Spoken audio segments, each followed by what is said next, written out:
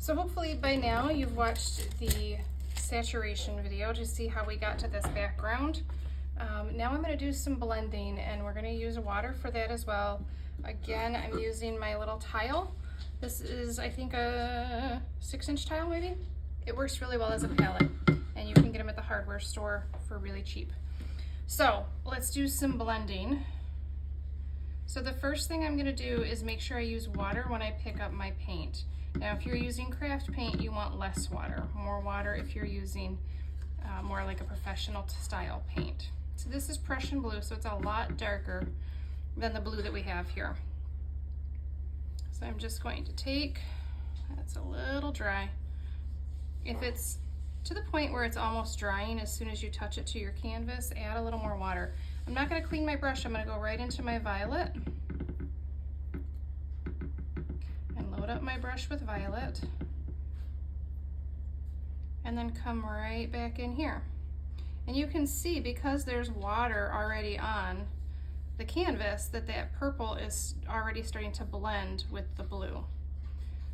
So I'm going to add a little bit of cerulean blue to my palette here. And I am going to clean my brush a little bit. I don't worry about it being completely clean, but just because I want this to be more just the cerulean blue. And then we're going to come in here. And so you can see that by keeping those paints wet, it makes it much easier to blend them. And I'm going to get a little more Prussian blue and a little more water. And come here.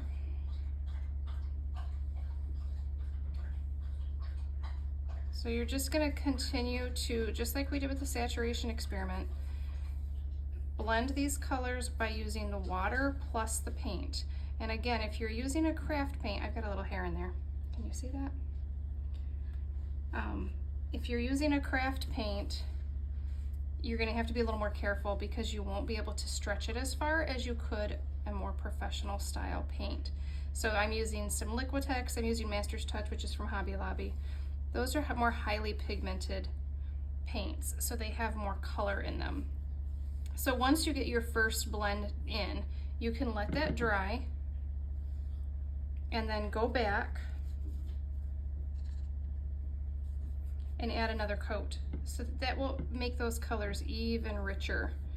There's a little bit of something there. So you can see I use my paper towel quite a bit. It's really nice to have it handy.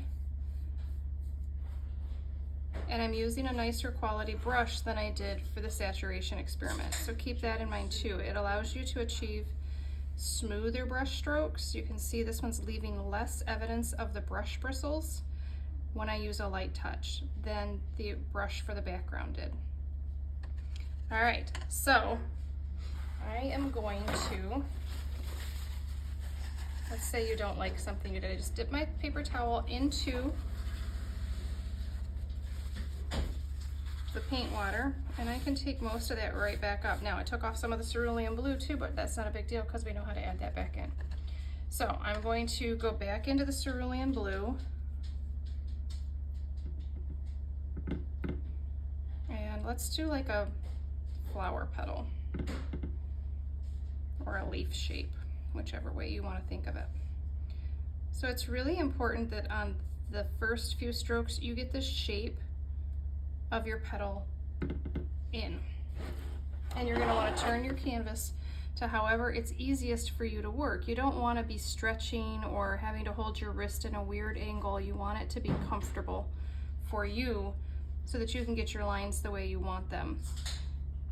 And then once you've got your outside lines done, this line here is a little harsh. I don't want it that harsh, so I'm just going to kind of stretch that out just a little bit more to give that paint more room to flow. And then you can see even here I'm getting some saturation differences because of where the majority of the paint is on this end of the brush, and so it's giving a nice dark edge on that side while leaving the other a little bit nicer blended. And then we've got this little highlight in the middle, so we can go back in and blend that a little bit better. Now let's try to add some highlights and some shadows. So the shadow is going to be done in Prussian blue. I'm gonna load up my brush. This brush has a tendency to split on me, so I'm gonna watch for that, and if it starts to split, I'm gonna re-wet it to kind of get those bristles lined back up again. And we're gonna make this side that's already the naturally dark side, we're gonna make that side even darker. I feel like my Prussian blue is not doing what I need it to. Let's just see if I can load it up a little bit better. Okay. Sometimes your paint needs to be a little bit mixed. You can use a palette knife for that or just your brush like I just did, which hopefully you can see. I don't know how much of this is on the screen. Okay, so once I've got my color in there, I don't really want to add a lot more than that, so I'm going to clean my brush and I'm going to wipe off the excess water. It's okay if it has a little bit of color in it because it will help to not just lift the color that you just put down. I'm actually going to dip this back. This is not a great brush. I might need to find a different one. I usually like my orange handled ones, but this one you can see the hairs, the bristles are separating and lifting. I don't know how much you can see there, but that's not a great brush. When you have that gap in the middle, which hopefully you can see, that's not a good brush. So if you're having that, find a different brush to work with. All right, so with this cerulean blue, we're just gonna come in and kind of blend it out, and I am going to find a different brush. It's gonna be a little bit smaller one because I don't think I have another one that size, but that's okay. I'm gonna load this up with cerulean, and we're gonna come in here and we're just gonna start layering the colors. Really soft touch here. So I can really see my brush strokes. Look how low I am. Raise that up. Light touch, light touch.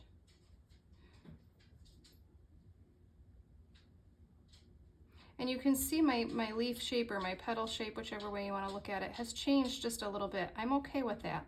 What I'm not okay with are these lines where the brush has started and stopped.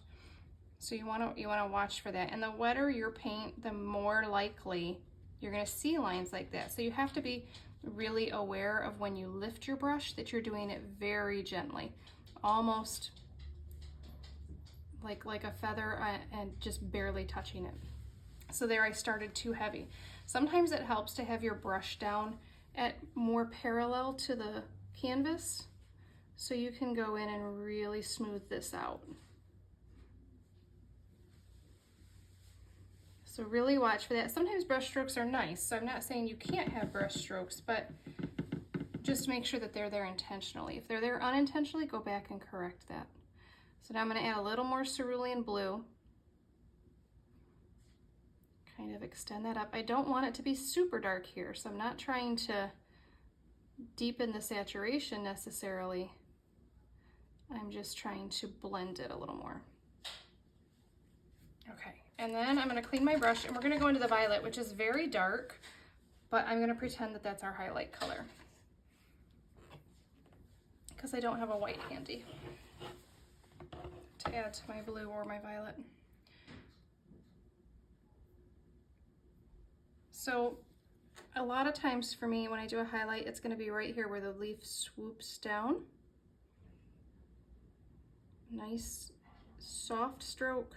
I don't know, can you see the texture showing in the canvas on that purple?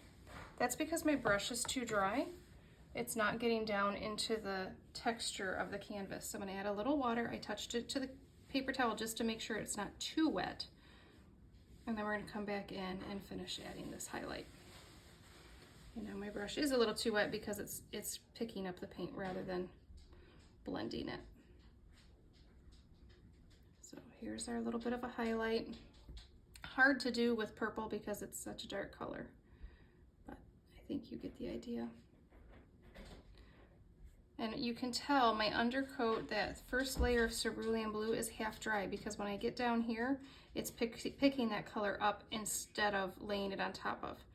So if you get to that point, stop, let it dry, and then come back and work it some more. You can always do more layers. It's a lot harder to come back and fix it if you've taken all the layers of paint off. So another way to add a highlight is to go in with a clean brush. Make sure you're not, when you wipe it on your paper towel, you want to make sure there's no color. That blue is the color of the water, so I know I've got all the paint out. And then I'm just going to touch this to see how it pulls the water out. I want a little bit of water, and then you can come in and really just work it just like we did. You can even take a Q-tip to soak up that little bit of excess water.